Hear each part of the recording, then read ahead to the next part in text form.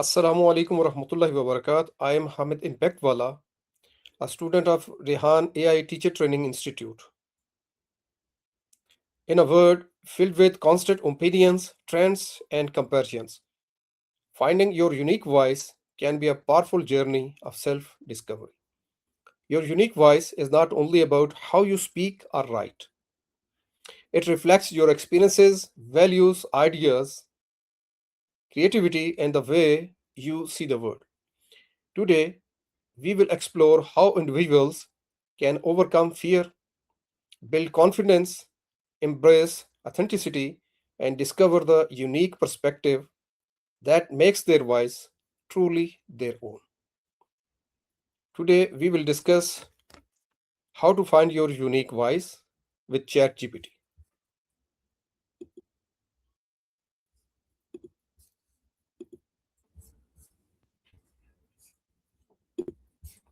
Hi, ChatGPT. How are you doing? I'm doing well, thanks. How are you feeling today? I'm great. Today, I came up here to discuss with you with the topic how to find your unique voice. Aha, Uh, great topic. what does having a unique voice truly mean and why it is important? Having a unique voice means expressing yourself in a way that's unmistakably you, right? It's the mix of your personality, your experiences, your quirks, and even your vulnerabilities. It's important because that's what makes your communication memorable. People connect with authenticity, not polished copycat stuff. And when your voice is genuinely yours, it builds trust and helps you stand out instead of blending into the noise. You could say it's both a mirror of who you are and a megaphone for it. That's great. How can a person begin the journey of discovering their authentic voice? Hmm, good question. Well, it usually starts with listening, not to others, but first to yourself. Pay attention to what genuinely excites or irritates you. Those reactions are clues. Then experiment.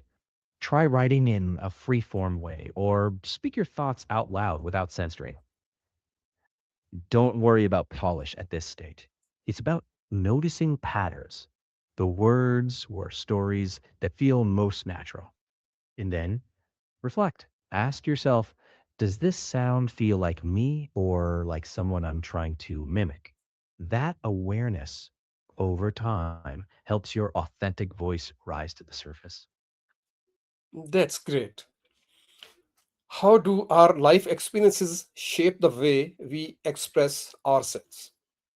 Well, every experience you've had, big or small, leaves a little mark on how you see the world. For example, if you've had to adapt or overcome, you might speak with more grit or depth. Someone raised around laughter and warmth might have a voice that feels more playful or welcoming. Even setbacks can actually add layers of honesty or to how you tell your story. So your voice isn't something you invent from scratch. It's more like shaping clay that life has already given you. The trick is noticing it, owning it, and letting it come through without too much filtering. Got it. Why do many people struggle to express their true thoughts and opinions? Because, yeah, it's risky, right? People often worry about judgment, rejection, or simply not being good enough. Sometimes we internalize criticism from the past, so we self edit before even speaking. And then there's the pressure to fit in. Social media can exaggerate that, making people feel like they need to sound perfect instead of authentic. But underneath all that, there's also curiosity, a desire to share what's real, but it takes courage to lean into that. So The good here's a question arises that how does fear of criticism or rejection prevent people from finding their unique voice? fear makes us shrink. Instead of testing new ways of speaking or sharing ideas, people retreat to safe, generic expressions. That safety can slowly mute their uniqueness. You end up sounding like what you think others want to hear instead of what's real for you. Over time, that can create frustration or that feeling of being stuck. The irony is, the moment you risk saying something real, even if it's imperfect, you start loosening fear's grip.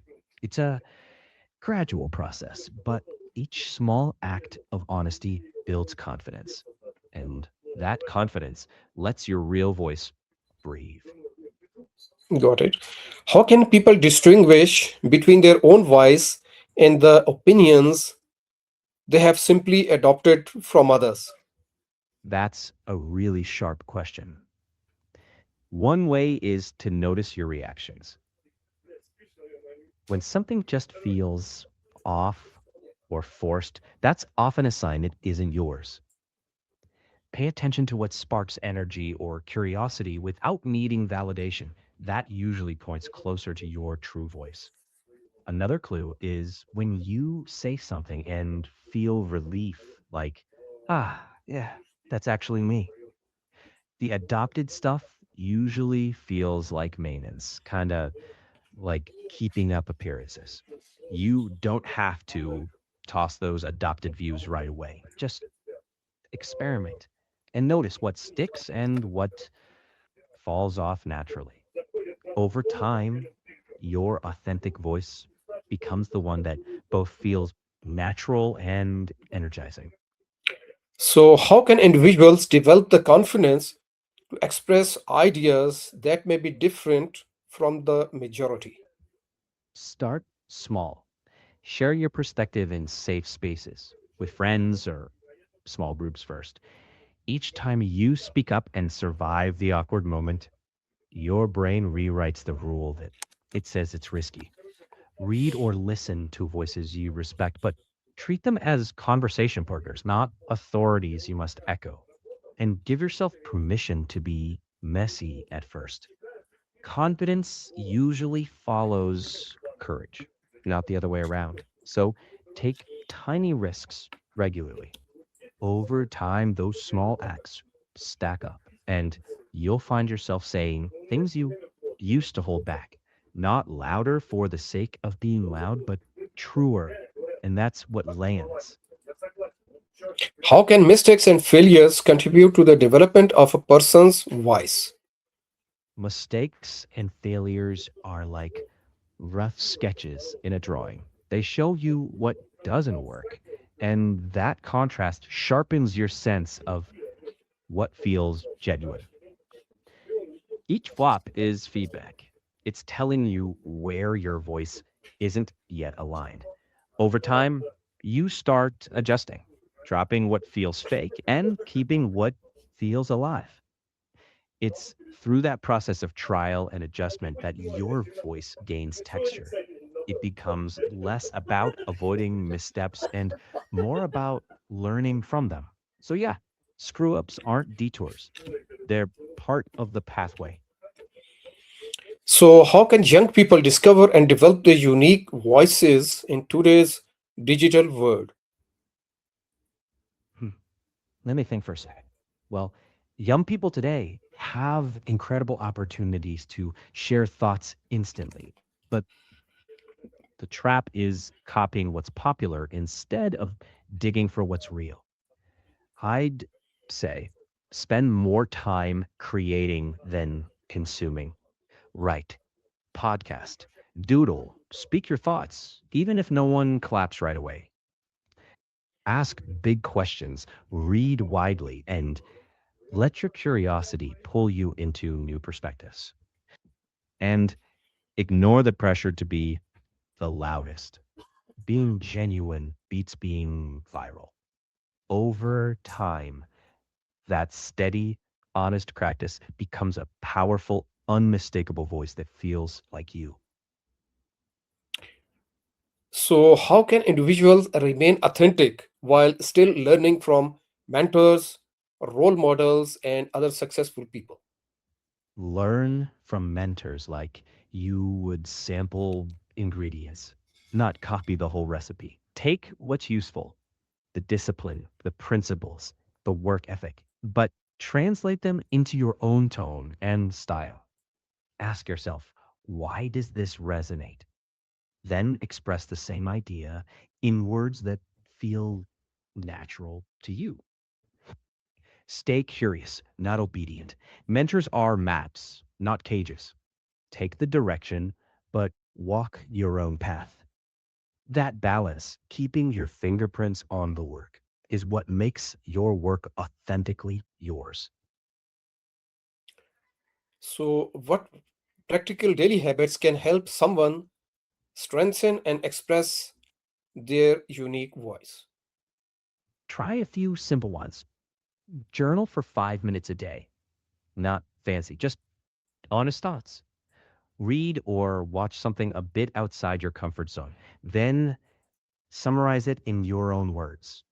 Record short voice notes reflecting on your day. And practice saying one opinion out loud each day that you normally might keep to yourself. Over time, these little practices build a natural confidence. And suddenly your voice feels clearer, sturdier, and more you. Okay, what final message would you give to anyone who is still afraid to share their true voice with the world? Start, even if your voice shakes. Authenticity isn't a finish line, it's a daily practice. Be patient with yourself. Keep showing up. And remember, the world doesn't need a louder echo, it needs the real you. Thank you so much for sharing your valuable thoughts. I'm Happy to glad to share. hear it. So, Hmm. finding your unique voice doesn't is not about being the loudest person in the room. It is about having the courage to be authentic. Your experience, ideas, struggles, and dreams have created a perspective that no one else can perfectly replicate. When you stop comparing yourself to others and begin trusting your own journey, your unique voice becomes stronger. So listen deeply to yourself, embrace your individuality, and have the courage to let the world hear what only you can say. Thank you so much.